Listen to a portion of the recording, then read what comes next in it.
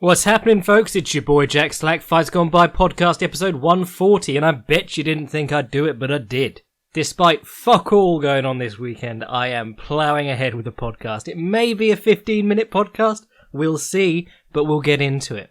I'd like to thank Chatri for providing much of the material for this episode, because immediately after that one Enter the Dragon event, where both Giorgio Petrosian and Yodson Klai lost their quarterfinal bouts in this tournament, we all joked Chatri should just overturn the decisions. Wake up yesterday morning, Chatri overturns the decision on the Petrosian one. Now, there's weirdos defending this, because Pechmorakot used a lot of clinch knees in the course of getting that decision, while one was using either the 3-second rule bollocks or not clinching at all, but the referee allowed him to, and the judges gave him the decision. You know, the judges were apparently aware of the rule set. They could have just ignored the illegal action. But no, they gave Pechmorakot the decision. Everyone with an ounce of sense was like, well, these things happen in kickboxing and combat sports generally. But no, there are genuinely weirdos out there defending Chatri's actions here. And really, like, the whole thing is not so much that they used this excuse to overturn it. The thing is that there are dozens of fights where the referee doesn't do his job to the letter, and one do nothing about it. In fact, I tweeted Chatri, who follows me, or did, because, I must have written something back in the day about a kickboxer or a Nakmoy that he liked. I think he said, I think I spoke to him once, but I can't remember. It was like 2013, and one wasn't even really a thing, so I was just like, oh, ahead of one, great. But I just messaged him saying, hey, could you also look into Christian Lee and how he was allowed to grab the ropes repeatedly, bridge off the ropes? The fight was stopped with Aoki in the mount next to the ropes, while Olivier Coste, who's a terrible referee, moved them to the centre of the ring, taking as long as possible and not stopping the clock. And then when the TKO came, almost no punches landed. In fact, like one landed on the floor. It was a very shady stoppage. It was a very shady fight generally. And he saw it because he immediately unfollowed me, and so many people were liking it. And then I wrote this. This tweet got me unfollowed by @YodChatri, and then he blocked me. So I wrote, this tweet got me blocked by @YodChatri. So friendship with Chatri is ended. My new best friend is Dana. Just hilarious. And, people, when you're trying to defend the decision, the point is that this wouldn't happen if it wasn't Petrosian. They want Petrosian to go through. It's not to do with if the same thing had happened between Joe Natawat and whoever the fuck he was fighting in his quarterfinal round, nothing would have been done. And when Chatri has intervened in fight results in the past, it has been to retroactively change the rules to DQ a fighter for a suplex which was legal, and then the next day they changed the rule and retroactively DQ'd him because they didn't like how he won or who he won against. Was it Evolve Boy? If you want to win in one, join Evolve. That's like the only safe way to avoid fuckery. Mind you, is Giorgio Evolve? Oh, we don't know. So anyway, yeah, that's my beef with Chatri this week. I would advise you all to, any time that one posts anything about Giorgio Petrosian's upcoming fight, just write fake and gay underneath. And that's the real kicker of this. They were going to run it back with Pechmorakot, and Pechmorakot's manager rightly said, no, fuck you. Which is kind of the right thing to do because it draws attention to how bullshit the entire thing is. It's hardly like Pechmorakot's scared to fight the guy he already fought and hit plenty once. But it does make you look like shit if you've been advertising like this $1 million jackpot prize and how nobody wants to miss out on that, and you've got the big names, Petro and Yod, and then Pechmorakot just goes, no, fuck it, you guys are just too shady. That's bollocks, mate. So we're robbed of that gangly-ass fight between Sana and Pechmorakot. Oh, actually, no, they were on different sides of the bracket, weren't they? Never mind. I will never understand the people who... Well, I do understand, but if you are falling into Chatri's bollocks about honour, so honourable to screw over one fighter because you were angry at the result. And that's the big fuck in the arse, basically. I like one fights. I've found it more and more over the previous weeks. This week I did a piece for the Patreon boys on Martin Nguyen because he is awesome. If you watched his 4 knockouts in a row, taking 2 titles at the back to back, he's pretty bloody cool. And the fights are good. Sami Sana beating up Yod was amazing. Petch versus Petro was good. It was an enjoyable fight. Especially because Petrosian was trying his new, offensive outlook on life. But you just know that there's so much fuckery backstage. It really... people used to moan about Pride and pretend that it was all Yakuza run and stuff like that. And you would hear bad stories about it, but I can't... I like my Pride history, but I'm by no means infallible. So if you could remember, tell me. But I can't recall Pride ever overturning the result of a fight rather than just running it back. And, the complications of doing that in a tournament are obvious. The right thing to do here would be to quietly let Petch Morakot continue in the tournament, and then do if he wins the tournament, give him a rematch. If he doesn't, just move Petrosian straight into that title shot. But when you start overturning fights, it's a very shady look. The only other people I can think of who do it in MMA not regularly, but did it in MMA were ACB, and the result was that I think there was a fight in England, so they had Leon Roberts and Mark Goddard and people like that, and they didn't like the results, so they overturned it, and then Mark Goddard, Leon Roberts, and all the other British staff basically said, we're not going to work with ACB again. Did a public, an open letter thing. Right, news this week. Marcus Brimage is going to bare-knuckle boxing. Woo! Who needs a win in BKB? The bare-knuckle boxing is really eating up news headlines at the moment. I think it's because fuck all's happening this week, but we're all talking about Paulie Malignaggi versus Artem Lobov again, for some reason. And this whole thing, I can't fathom why Paulie would do it. Because you've got a great chance of not being paid. A lot of these promotions aren't paying their fighters. There was a bad one the other day where Bas Rutten, whatever bare-knuckle firm he was working with, he was accused of knowing that the fighters wouldn't get paid. But in addition to that, Paulie Malignaggi is the last person I would pick to do well in bare-knuckle boxing. If you don't know Paulie Malignaggi, his whole thing was having a wicked fast jab, but no power, cutting quite easily, and then having pretty fragile hands by the end of his career too. If you're fighting in 5 2-minute rounds, your jab is not gonna work as an attrition weapon to take him out later. You're not gonna have time to swell his eyes shut. And as I said, whenever I watch one of these events and they do a boxer versus an MMA fighter, almost immediately the boxer lands a punch and then looks at his hand because they're not used to doing that. And then the MMA fighters are allowed to hold behind the head, which is just changes it to a completely different sport because you can just dirty box the dude and batter him without him moving on you and actually outspeeding you. So I mean, it really is the sport for MMA guys who aren't that good at MMA anymore. In the same way that combat jiu-jitsu sort of is. Is that going on this weekend? I know Polaris is going on this weekend. Combat jiu-jitsu is just the weirdest rebranding I've encountered. Because EBI was fucking money. Everyone loved it.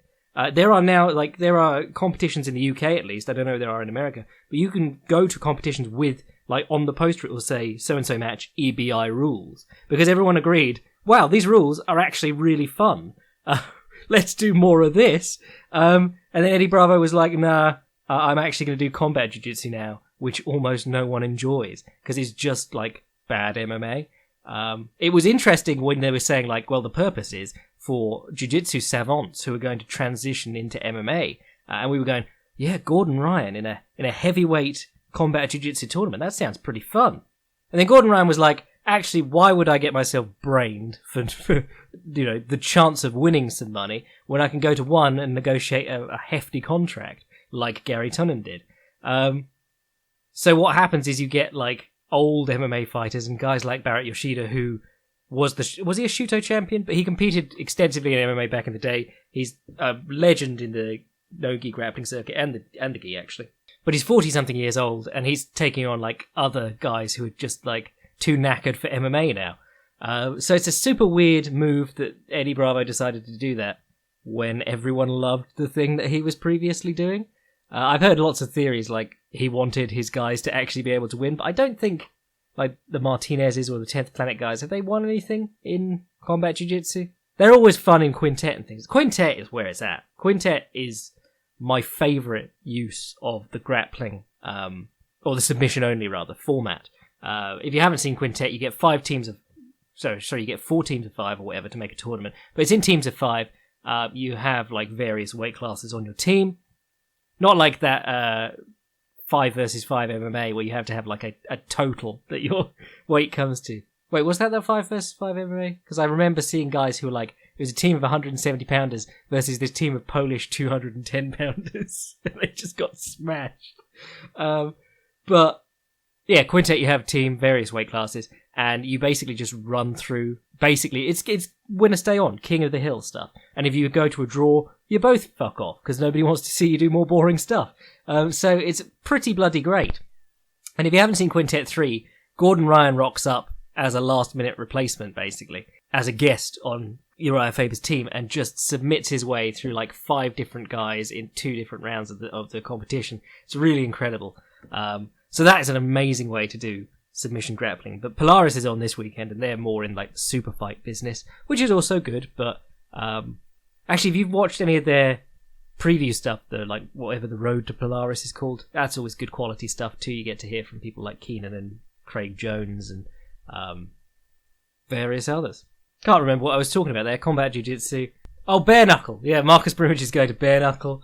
Fair enough. Other news. Andrei Arlovsky versus Ben Rothwell 2 is set for July 20th. Ooh, bugger me.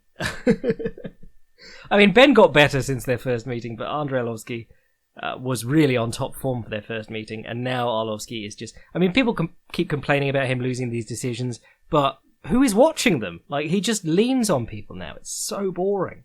But then in more interesting news, JDS versus Ngannou's signed for Fight Night Minneapolis, which is June 29th.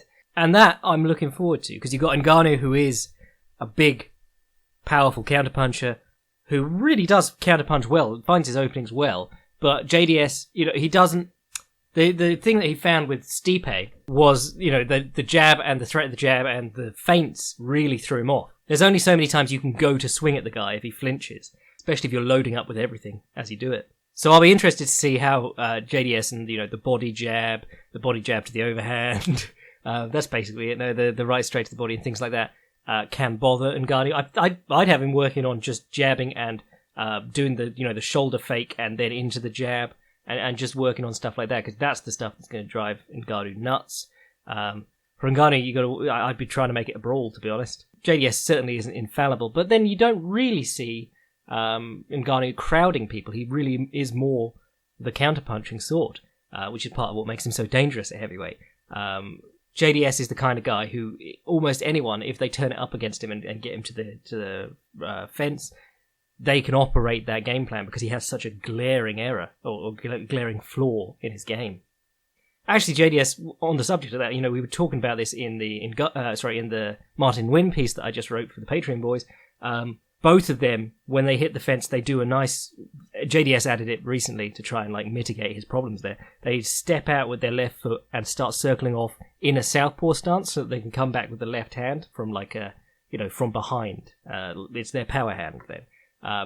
That's how Nguyen dropped Christian Lee, and he hit Marat Thingy with a hard one too. But yeah, JDS does that all the time. Doesn't really save him though. Like he did it against Stipe and just got lariated on the way out. Or is it a clothesline? Please, wrestling nerds, argue about whether the man is moving or you're moving on the lariat or the clothesline. That's always a good discussion to be had. And then a really interesting announcement. Corey Sandhagen, having beaten John Lineker the other week, probably months ago now, but it feels recent, he's signed to fight Rafael Assunção at UFC 241. That is a interesting fight. That is a brave fight for Sandhagen because, why would you want to fight Assunção? Because he makes people look very bad. And in a very uninteresting way. If you get smoked by some monstrous power puncher, later on people go, yeah, well, he did get smoked by so-and-so, but who hasn't been smoked by so-and-so? If you get decisioned by Assunção, people just go, oh god, Assunção, he's pretty bloody boring. But, if you can beat Assunção, that's huge. TJ Dillashaw, 2 of his most impressive wins were over Assunção. And if you can stop Assunção like Marlon Moraes, it's very hard to deny you a title shot, even though the UFC would have tried if TJ Dillashaw weren't testing positive for EPO.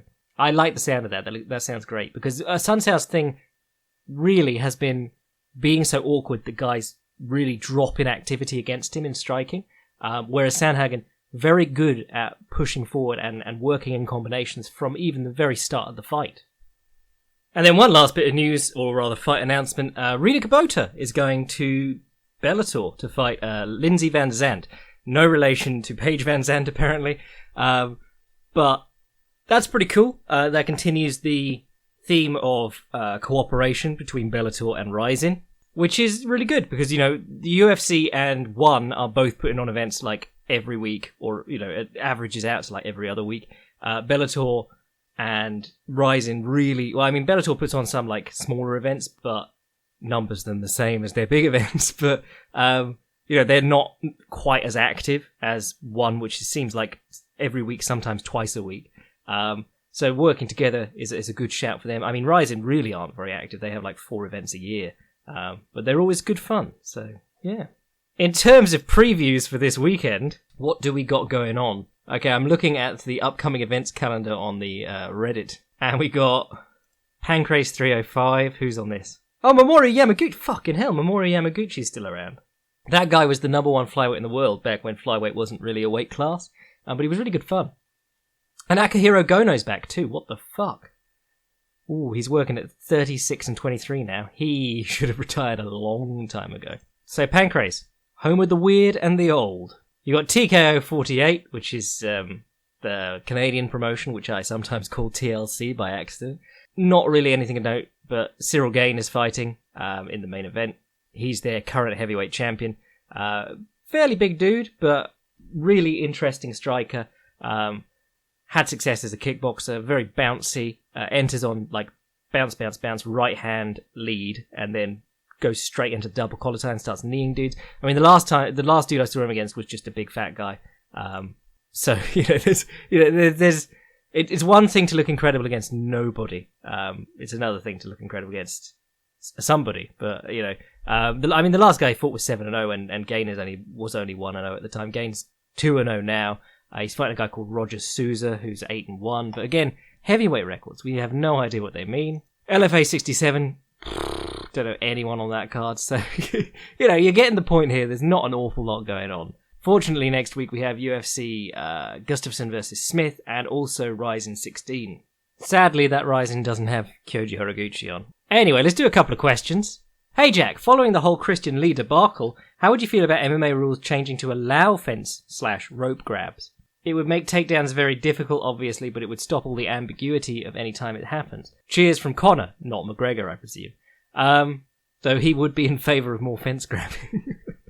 Fence grabbing is a weird one because it is partly banned due to the danger to the fighter and his fingers. You can get fucked up by the fence. The big fear is degloving. Google that for fun.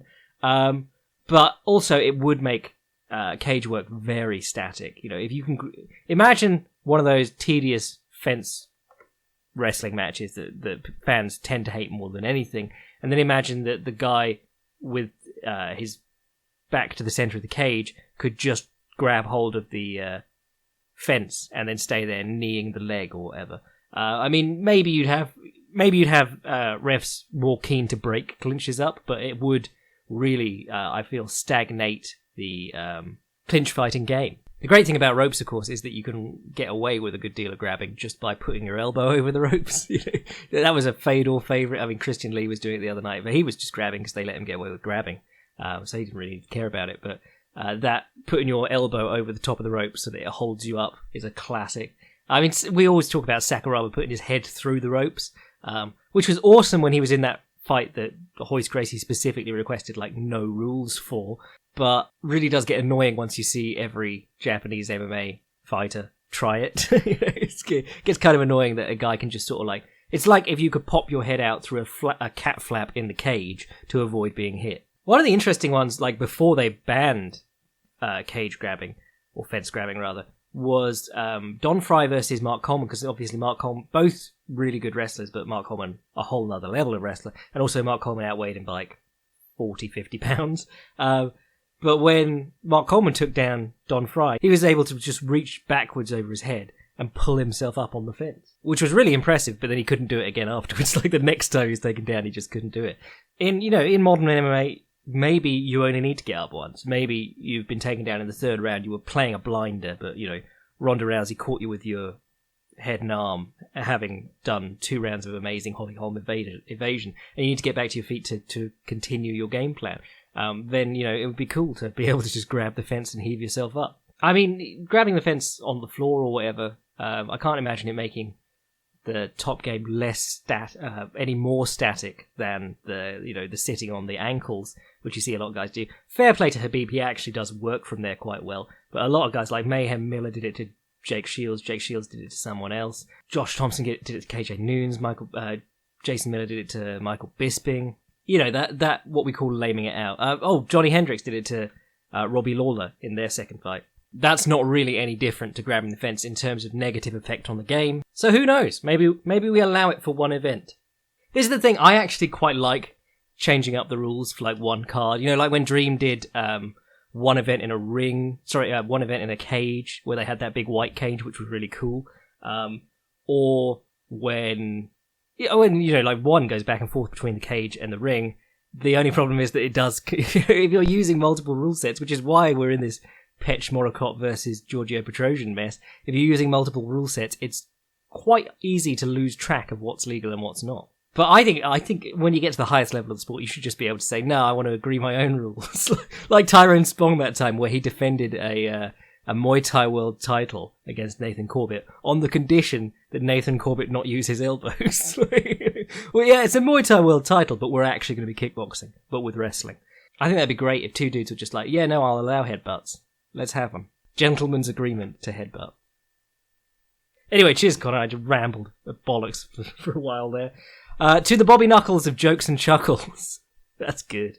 You talked a lot about the Bull Guard in Notorious, great book, and in various articles, but it seems to have its limits. In his one fight against Rejan Ersel, Nicky Holzken slowed to a near stop after taking shots against the guard, along with 2 knees straight through the centre. It seems like the Bull Guard was not an effective defence for that moment. My question is, what are some scenarios where the Bull Guard is a bad idea? Does it only work if you have Diaz-level durability? I have a vested interest in this guard, because I use it in Muay Thai sparring. So if I get a concussion, I am now holding you personally responsible. Your Patreon boy for life, Dorian. Oh, Dorian, you put a lot of pressure on me there. The Nicky Holzken fight's another hilarious one, because now Nicky Holzken is getting tagged in Instagram posts constantly, being like, Chatri, can we overrule Nicky Holzken's fight? Because that had I think it was a controversial knockdown or something like that in it, and he lost that decision. It was so funny. But, when we say is the Bull Guard a good idea, I always add that caveat that it's not a good idea for your health and your long-term career.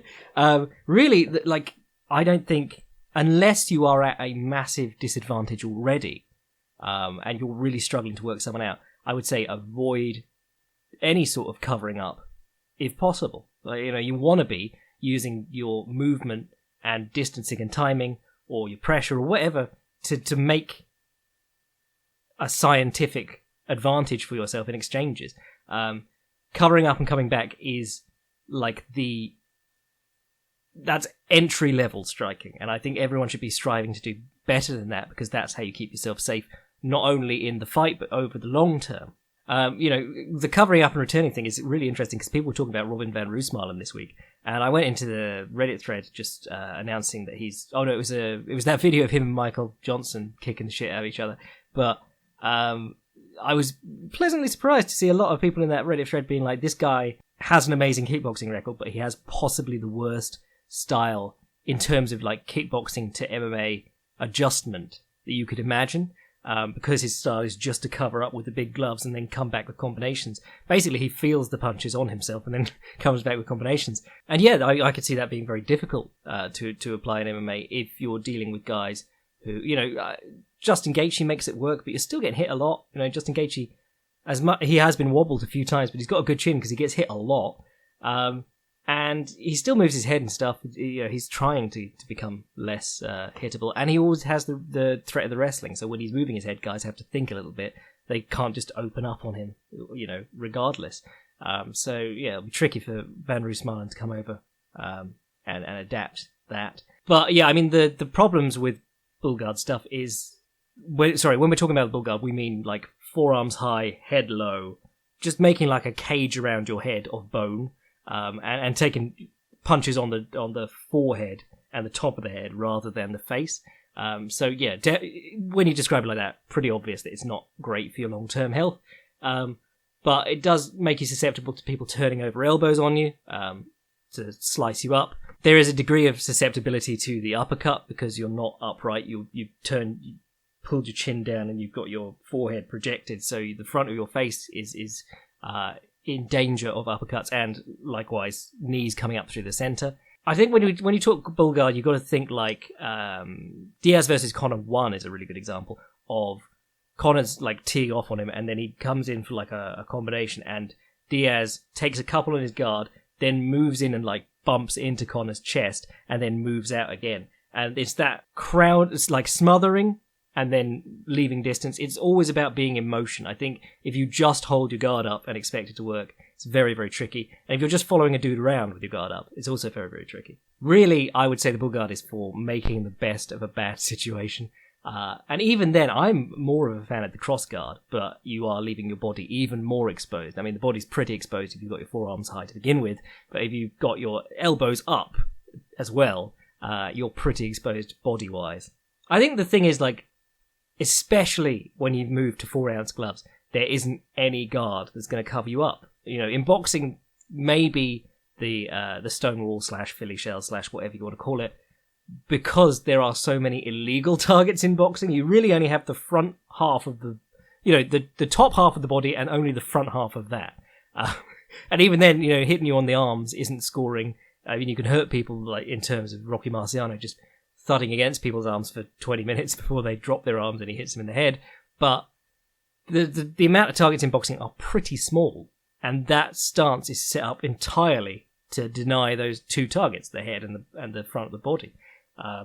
It completely exposes your lead leg and your kidney if that punch is legal. I mean, dudes do it anyway when it's not legal, but it's a really sport specific cover up. And once you start adding in all the targets, there isn't an effective cover up method, or at least a foolproof cover up method.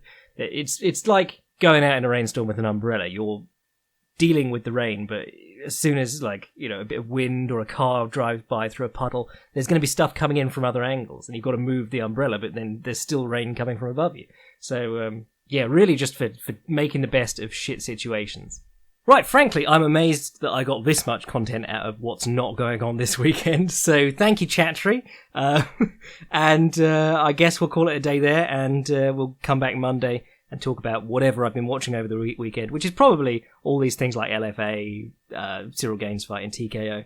I'll keep myself busy. But if you want to join the Patreon and support the podcast, and also get in on the additional articles and things that I'm doing for the Patreon boys, go ahead and sign up to the Patreon. If you want to send an email to the podcast, fightsgonebypodcast@gmail.com. And if you want to see what I'm up to at any time, fightprimer.com. I will make a Facebook page and a Twitter page for Fight Primer at some point, because the problem is I'm too funny.